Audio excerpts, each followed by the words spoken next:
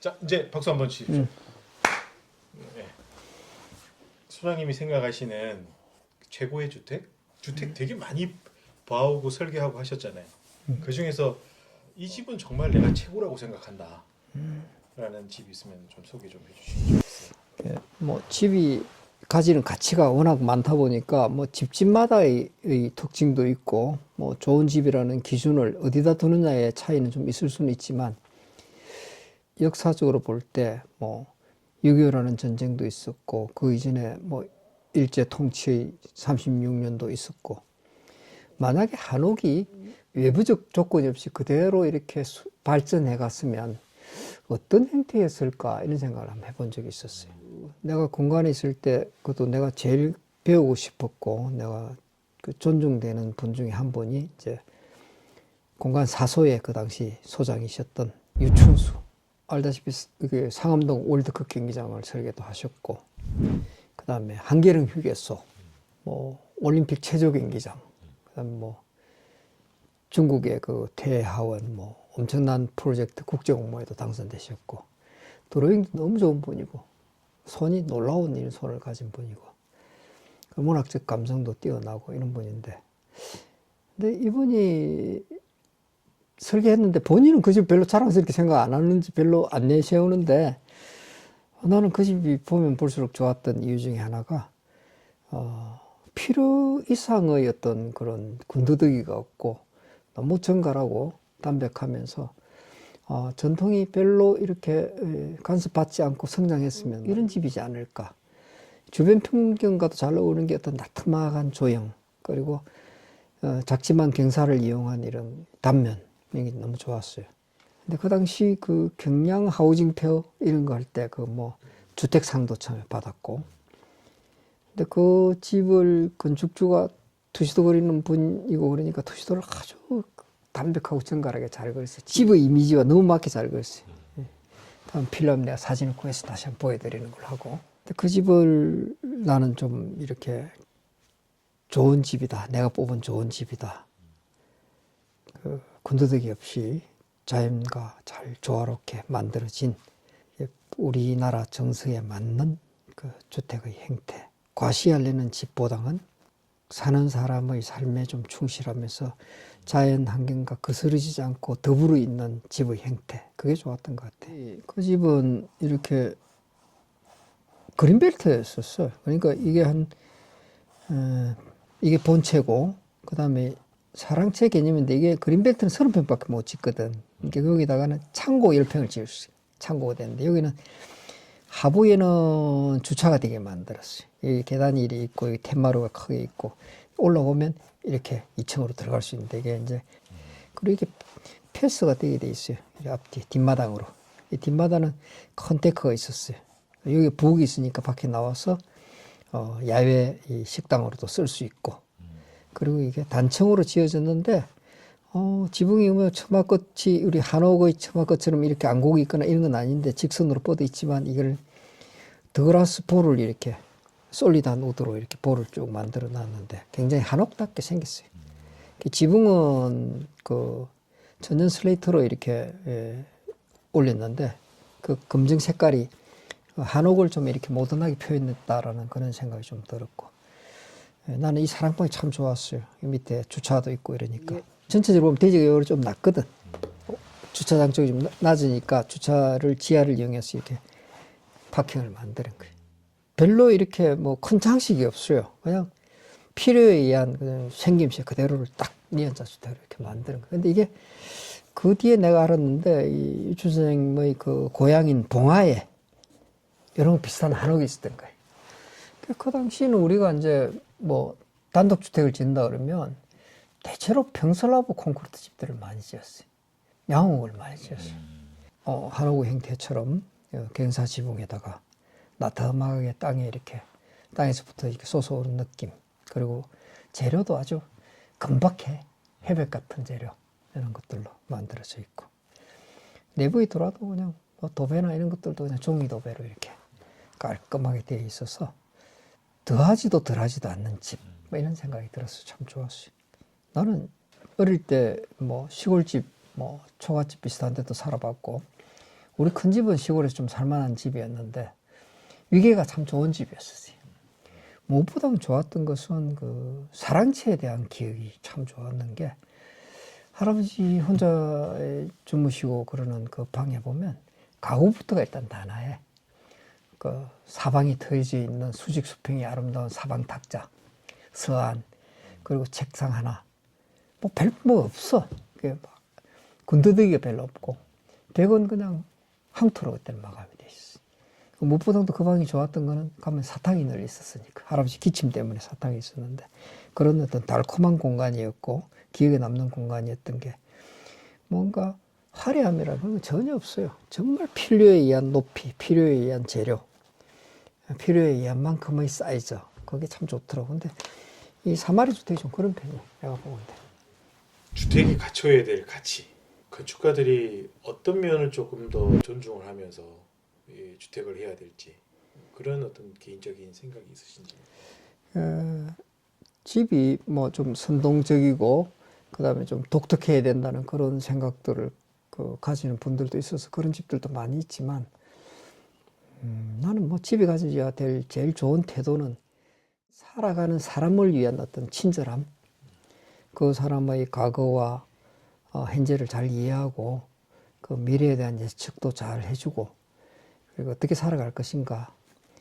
건축주하고 그래서 좀 이렇게 아젠다가 잘 형성돼야 되겠죠. 그죠? 자주 만나거나 잘 아는 사이 집을 하는 게 난 좋을 것 같아요. 그래서 나도 되게 집들이 내가 설계한 집들이 보면 오랫동안 지내왔던 사람들 집이 좀 많아요.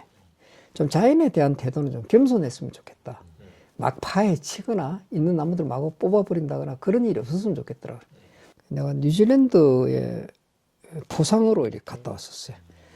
뉴질랜드 호주를 갔더니 이 여행사에서 나와갖고 이 사람들이 나를 그냥 뭐 꿀 파는 데나 데려가고 무슨 양모 파는 데나 데려가고 그래서 내가 그 사람 불렀지 여행사 보고 야, 나 내일 한국 돌아갈란다. 왜 그러시냐고 그러더라고. 너 내일 또 이런 데 데려갈 거 아니냐. 그랬더니 어디를 가고 싶습니까? 묻더라고. 그래서 내가 오클랜드에서 좀 괜찮은 주택단지가 있으면 날 한번 데려가줘. 그래서 우리 일행들을 데리고 거기 갔는데 경사지였었어요. 뉴질랜드 우리나라처럼 산지가 많은 나라잖아요. 산 모퉁이에 이렇게 경사지에다가 집을 지었는데 뉴질랜드 라데타 파인이라는 나무는 방부가 잘 돼요. 그걸 방부가 깊숙이 안에까지 돼가지고 거의 뭐 50년 이상 안 썩어요. 그런 나무들로 이렇게 경사지에 포를 세우고 경사는 손을 하나도 안 대는 거예요. 이 말뚝을 박아놓고는 그 위에다 데킹을 하고 집을 짓는 거예요. 그 위에 나도 이제 그 바자울 주택이라든지 우리 집이라든지 이런 데 많이 썼어요. 그 포를 수입을 해가지고. 방부 성능이 좋으니까 지금도 우리 25년 됐는데 썩은 데라고는 없어요.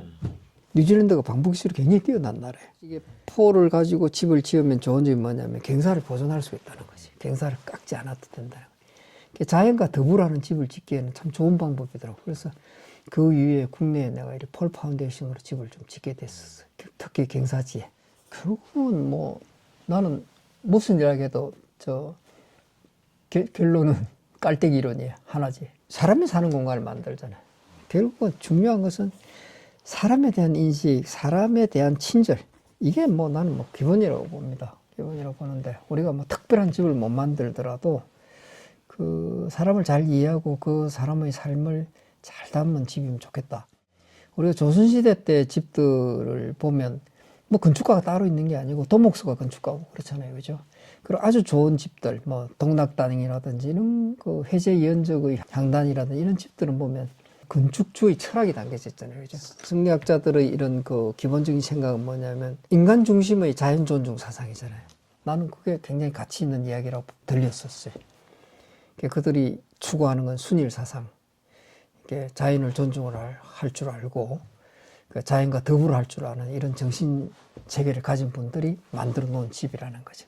뭐 현대 건축에서도 나는 그게 소중한 가치라고 이렇게 보는데, 근데 대개는 집을 좀 달리 보이고 좀 선동적으로 보이거나 좀 뭔가 조형적으로 보이고 싶어하는 사람은 집을 이제 오브제로 생각하는 그런 접근이 있는가 하면 나는 집을 통해서 어떻게 자연을 만나느냐에 더 초점이 큰 편이죠.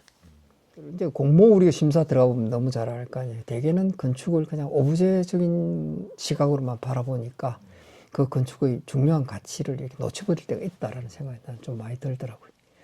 특히 다른 무엇보다도 이 집은 그 사용자가 정해져 있기 때문에 어떻게 보면 훨씬 더 공공시설보다 쉬울 수도 있고 어떻게 보면 또 훨씬 더 어려울 수 있다는 게 사람을 이해한다는 것만큼 어려운 일이 없잖아요. 집을 짓는 일이라는 거는 그 사람 보면 일생에 한 번 있는 일일 수 있으니까 자기 작품을 만들고 싶은 사람이 있어요. 네. 근데 거기에 이제 뭐 손만 빌리 줄 수도 있긴 있겠지. 근데 이제 그런 건축주는 건축가를 잘 선택해야 돼요. 정말 손만 빌릴 사람을 선택해야지 자기 생각이 있고 자기 철학이 굳건하게 있는 사람을 불러갖고 이러시오 저러시오 그러면 그 충돌이 좋은 집을 만드는데 결코 도움이 안 되겠지. 근데 너무 무관심한 사람은 또 그 건축가의 이 오만과 편견이 이렇게 작동해버리면 또 그것도 문제가 될 수가 있어요. 그래서 나는 이게 참 주택이 쉽지 않다는 게 이제 그런 부분이죠. 이 두 가지의 불의를 만날 때. 정말 대리운전 불러놔놓고 음주운전 하듯 그런 분들도 없잖아, 있어요. 네, 없을 수가 없죠. 되게 건축가가 무슨 일을 하는지에 대한 인식이 부족한 경우도 많고, 그리고 집은 내가 살아봤는데 뭐 내가 알지 뭐 이렇게 생각을 하고 덤비는 거예요. 그래서 이제 건축주하고 건축가하고 이야기를 많이 나눠야 된다는 그런 거죠. 내 삶이지만 저 사람이 내 삶에 대해서 훨씬 더 큰 통찰을 가지고 있는 사람이다 싶으면 약간 꼬리를 내려줄 수가 있어요. 이게 우리가 극복해야 될 3대 산맥이 있는데, 그게 이제 하나가 이제 우리에게 일을 주는 사람이지만 우리가 넘어야 되고 설득해야 되는 건축주예요. 우리가 이분을 어떻게 설득하느냐에 따라서 우리가 재량권을 가져올 수도 있고 재량권을 뺏길 수도 있거든요. 재량권을 가져올 수 있는 것이 굉장히 중요하죠, 건축가들에게는. 그 재량권을 안 주는 분하고 만나서 일하기 참 힘드니까. 그러면 건축주에게 왜 재량권을 안 주냐 이렇게 이야기할 게 아니라 어떻게 하면 재량권을 가져올까를 잘 연구를 해야 된다는 거죠. 또 두 번째는 시간이라는 거예요. 이 시간이라는 것은 이 건축가들한테 또 절대절명이에요. 밤을 새워가면서 일을 해가지고 어쨌든 시간을 맞춰내야 되는데 그 시간을 넉넉하게 주면 생각할 시간이 좀 많아요. 짧게 주면 그 짧은 시간에 할 수 없이 결정을 해버려야 되니까 잘못 판단할 수도 있는 거예요. 그 다음에 또 큰 게 뭐냐면 마지막에 이게 돈이에요. 이 돈과 시간이라는 건 서로 상호관계가 있어요. 시간이 없으면 돈이라도 많이 주든지 돈이 없으면 시간을 많이 주든지 그래야 돈을 절약할 수 있는 방법도 만들고 빼먹을 건 빼고 더할 건 더하고 경제성을 따져가면서 해야 되니까 이 돈과 시간 따라다니는 이야기지만 어쨌든 이 건축주의 재량권에 대한 문제, 시간에 대한 문제, 돈에 대한 문제는 건축가들이 끊임없이 해결해 나가야 될 숙제예요, 숙제. 이 숙제 해결하는 게 우리한테는 좀 중요한 거죠. 다음 주에는 우리 어떤 얘기 할까요? 주택 이야기를 계속하면 재미없잖아요. 네, 이제 돌아가면서 하면. 다음 주에는 여행 얘기 어떻습니까? 예. 네. 건축 여행 하신 것도 있고 산티아고 가셨던 것도 있고 순례길 가셨었어요. 반갑지 않지. 거기 가서 내가 그 리스본에 가서 애가 타르트 먹으려고. 그래서 여행 얘기 어떻습니까? 아, 좋습니다. 예, 좋습니다. 건축가의 여행, 건축가와 여행. 그렇죠. 어떤 상관관계가 있는지 그런 이야기를 좀. 그러면 오늘 여기까지.